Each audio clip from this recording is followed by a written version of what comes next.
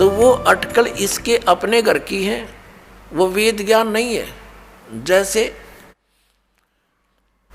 इसने श्रीमद् भगवत गीता अध्याय नंबर 3 के श्लोक नंबर 8 में कहा कि अर्जुन, यदि तू एक स्थान पर बैठा रहेगा, कर्म सन्यासी हो गया, तो फिर तेरा निर्वाह कैसे होगा? एक स्थान पर बैठकर हठ योग करके साधना करता रहेगा। तो मूर्ख लोग होते हैं जो ऊपर से तो हठ योग करके समाधिस्थ नजर आते हैं, लेकिन वो अंदर में चिंतन कुछ और ही करते रहते हैं। ऐसा करना व्यर्थ है। फिर छठे अध्याय के 10, 11, 12, 13, 14, 15 तक इसने क्या बताया है? फिर अपनी विधि बताई है, और वो वेद ज्ञान है जो तीसरे अध्याय के 7, 8 मंत्र में दिया है। वो तो वेद ज्ञान कि यदि तू एक स्थान पर बैठकर हठ योग करता रहेगा तो तेरा फिर निर्वाह कैसे होगा? इस कर्म सन्यासी नहीं होना, कर्म योगी बन। फिर 8वें अध्याय के 7वें श्लोक में कहा कि युद्ध भी कर, मेरा स्मरण भी कर, ये वेद ज्ञान है। फिर इसने छठे अध्याय के 10 से लेकर 15 तक जो ज्ञान दिया है उसमें इसके अपने घर का है, मूर्ख बनाने के लिए। क्या बताता है?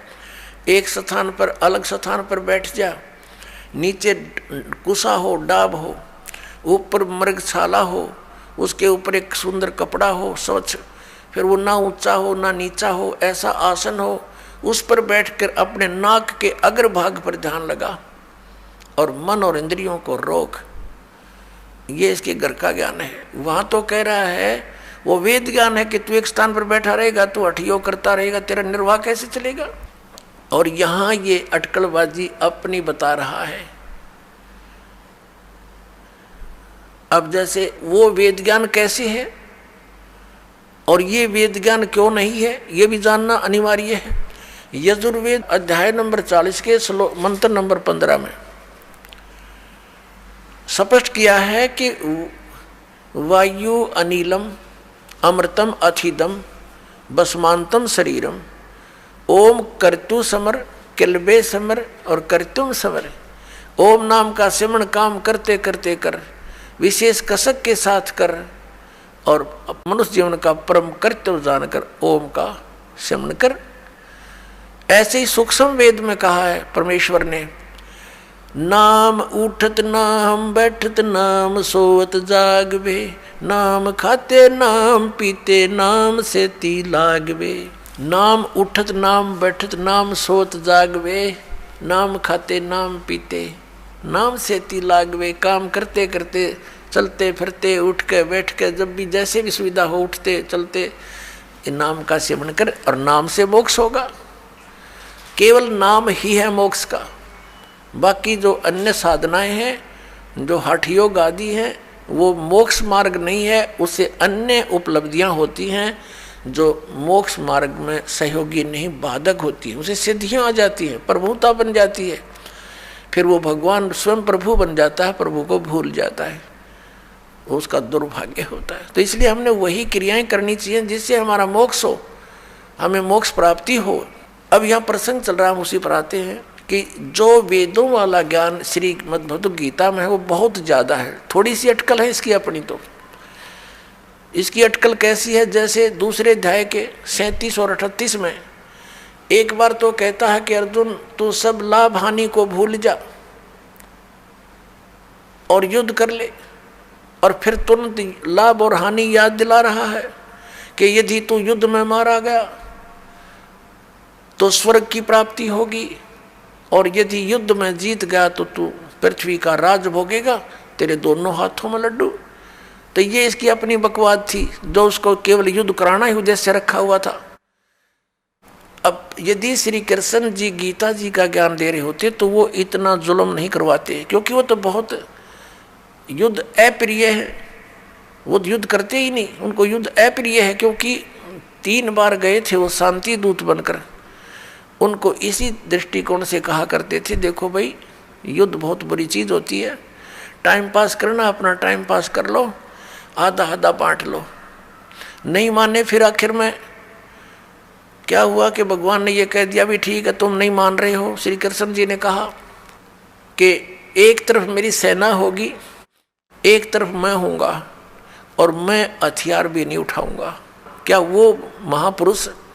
और फिर ये कह सकता है जब अर्जुन मना करे कि मैं नहीं युद्ध करना चाहता भगवान, और मैं तो ये चाहता हूँ कि मुझे निहत्थे को एक तीर मार के मार दे मुझे दुर्योधन, और मेरी मृत्यु से ये अनर्थ टल जाए, मैं यहाँ तक इच्छुक हूँ, और हम तो भीख मांग कर गुजारा कर लेंगे, ऐसा जुल्म हम नहीं करेंगे। और उस समय ये कह रहा कि ना युद्ध कर, तू मर गया तो स्वर्ग में जाओगा, और मैं युद्ध जीत गया तो राज भोगेगा। अब उसमें गंध भरने लग रहा है ये सारा।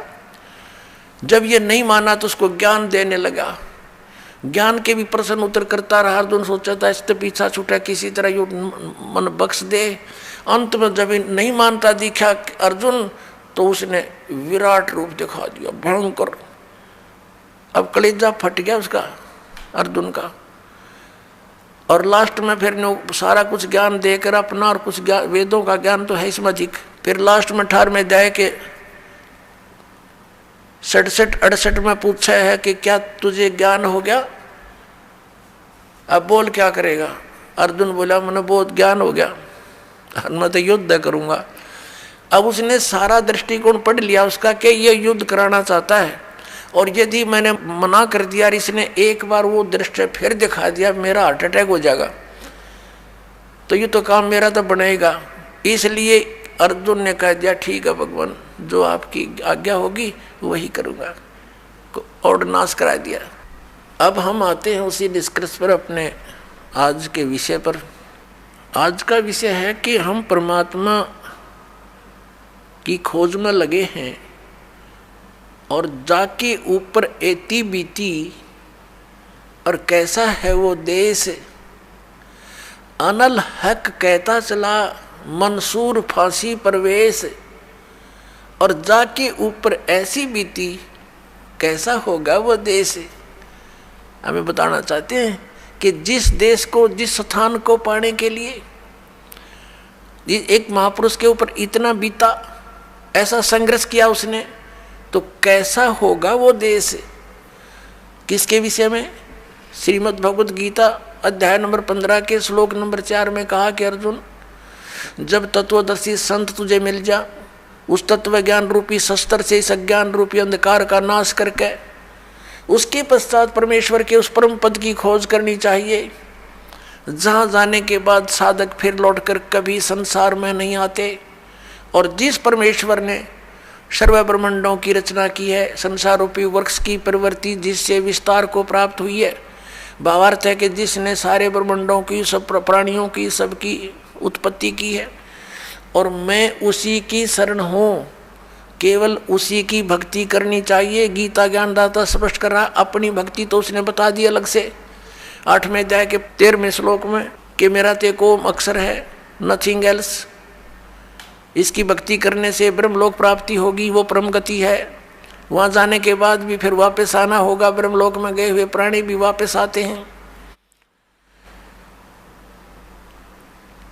और गीता ज्ञानदाता 2 अध्याय के 12वें श्लोक में, और 4 अध्याय के 5वें श्लोक में, और 9वें श्लोक में, 10वें अध्याय के 2 श्लोक में गीता जी में कहता है कि अर्जुन, तेरे और मेरे बहुत जन्म हो चुके हैं, तू नहीं जानता, मैं जानता हूँ।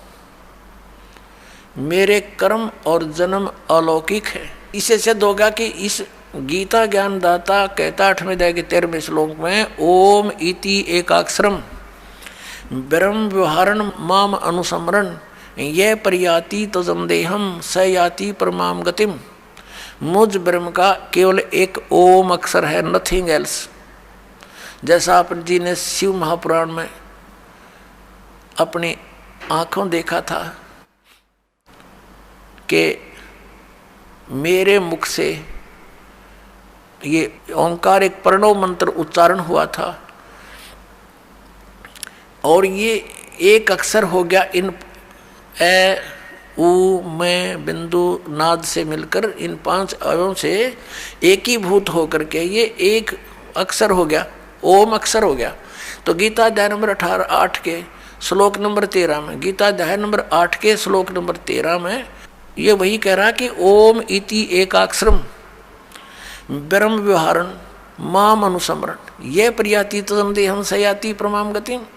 मुझ ब्रह्म का यह एक ओम अक्षर है, नथिंग एल्स।